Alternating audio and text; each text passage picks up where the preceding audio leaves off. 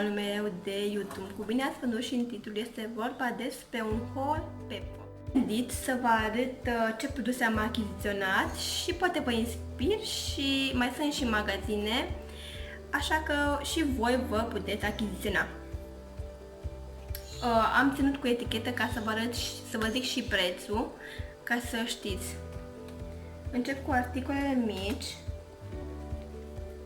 Poate am puțin exagerat, dar Vlad le cam murdărește acum când a început să meargă, într-una avea pe jos și le cam murdărește. Am achiziționat două perechi de șosete, două seturi de din astea, nu știu dacă se vede. Este un albastru, așa, unul deschis și unul închis. Prețul este de 6 lei. Două perechi, așa. Am cumpărat 3 seturi de șosetuțe. Astea au fost 6 lei, 2 bucăți, unul gri și albastru, ambele 6 lei. După aia încă un set de 3 perechi, tot 6 lei, cu mingiuțe, cu rechin și încă un rechin. Și să începem la partea mea preferată, la haine. Cred că am exagerat puțin, dar ori de câte ori intru în Pepco, nu mă pot abține, sunt foarte multe haine frumoase. Și să trecem, să vă arăt. Mai vreau să vă zic că am fost la Pepco din Făgăraș și nu știu cum se poate, eu de fiecare dată cam așa nimeresc, de fiecare dată când mă duc la un Pepco, văd 3 standuri de hănuțe pentru fetițe, iar unul pentru băieți. Nu știu cum se poate așa ceva, pentru că mă gândesc că nu e bine, nu e discriminare cât mai multe hănuțe pentru fetițe, dar na, asta e, nu știu, așa am nimerit eu de fiecare dată. Uitați ce frumos e! Este o bluziță, adică un body cu mânecă scurtă cu Mickey Mouse și prețul, să vă zic și prețul, este 10 lei. Mărimea 92, mi-a plăcut foarte mult. Și articolul meu preferat cred că este acest hanorac. Este foarte frumos, este cu Mickey Mouse. Și partea cea mai faină, uitați, tadam, cu urechiușe. Și interesant că nu este material simplu așa cum era plas sau așa, efectiv e plin. Cred că are ceva bate sau nu știu, ceva are înăuntru. Este foarte mult frumos. Și prețul, și să vedeți și mărimea 86, iar prețul este 29,99, 30 de lei. Și să vedem ce credeți că este. O căciuliță cu un personaj din Disney. Sper că se vede fain, ce frumos. Și prețul este tot 10 lei. Așa, și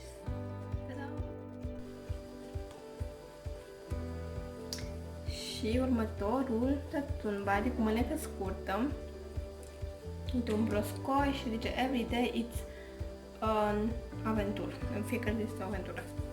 Tot mărimea e 86 și prețul e 10 lei. Mi-a plăcut foarte mult și am zis de ce nu. Și de ce nu, zicem așa, și setul acesta, pentru că mi s-a părut un preț foarte bun. 3 baduri cu mânecă scurtă la doar 20 de lei. Uitați, așa, tot așa cu broscoiul, unul simplu, e simplu, și tot cu broscoi și cu un animal, sper să se vadă. Și de acum am zis, au fost 20 de lei, 19 lei, 99, mărimea 86. Da, uite, la asta, cred că și la asta am închis eticheta pentru că le-am plătit deja.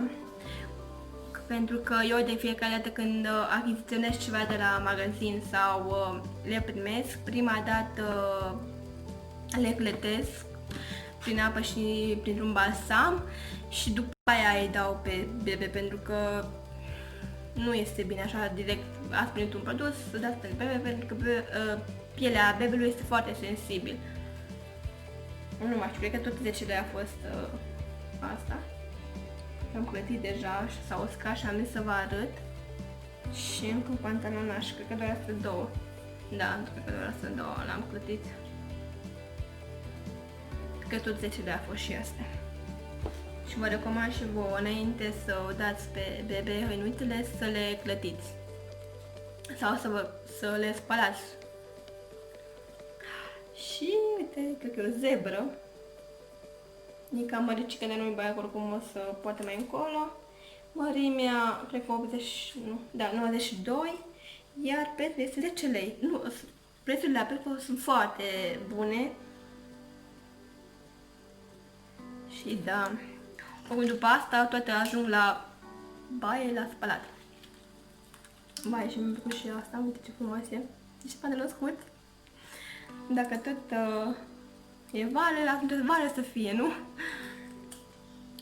A fost 15 lei, 14 lei 99 și mărimea 86. Cu Mickey și Donald. Sper să vă inspir, sper să vă placă articolele care le-am achiziționat eu și dacă vă place un articol mult, să nu uitați să scrieți în comentarii care v-a plăcut cel mai mult articol.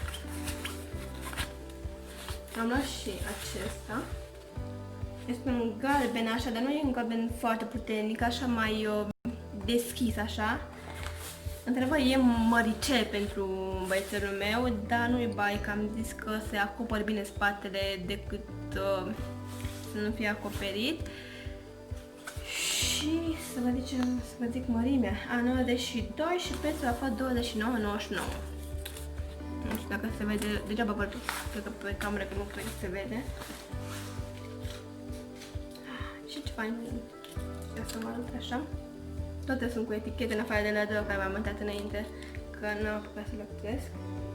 Tot cu Mickey și Donald, pantaloni lungi, mărimea 86 și a fost 19 lei, 99 de pică, 20 de lei. Sunt foarte frumos, mi-mi plac foarte mult. Uite, și pot să combin cu bluzița asta care urmează acum ca să vă arăt. Uitați ce frumos e, dar cred că e totuși e mare pentru el, dar nu-i bai. Că e bine să fie hainele mai largi decât fix pe el, pentru că el se mișcă, transpiră mult mai repede decât noi. Mai ales acum când e cald, normal că trebuie puțin mai larg hainuțele. Mărimea 92 și a fost tot 10 lei. Ia să vă arăt așa, ce frumos e. Un albastru așa, se poate combina cu foarte multe articole. Așa și următorul. Da, tot cu Mickey. Mickey. Și să vă zic și mărimea și prețul, 92 și... mai scurt, cele 20 de lei. Dar mi-a plăcut foarte mult. Sper că vă place și vouă. Sper că măcar un articol sau două ce am achiziționat eu, vă place și vouă sau ați achiziționat deja copiilor voștri. Încă un pantalon și așa simplu, cred că e mare lui ăsta, dar nu-i bai. Nu-i bai, a fost doar 10 lei și mărimea 86, mi se pare mare, dar nu știu. De obicei, nu știu, ori de câte ori iau o hăinuță sau așa, mi se pare mare când mă uit în magazin, dar când îl dau pe el, e bun. Așa că nu știu, încă nu mi-am format ochiul, să zicem așa, în privința hăinuțelor. Vă arăt așa în partea asta. Este un simplu albastru. Nu știu cât de bine prinde camera, este un albastru așa mai simplu. Așa o rechină aici. Am o rechină acolo, un simplu. Sunt detalii așa mici care efectiv schimbă, eu zic, totul. Uite și asta cu rechin. Albastru, așa cu rechin, cu gri. Mărimea 86 și a fost doar 10 de lei. Uite ce frumos.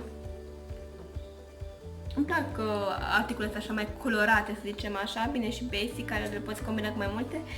Dar acum vedem, sper să-i placă și lui, nu știu bine, că el nu are gustul sau așa, dar mă gândesc că o să-i placă. Încă un body cu niște eroi. 92 mărimea și prețul este 15 lei.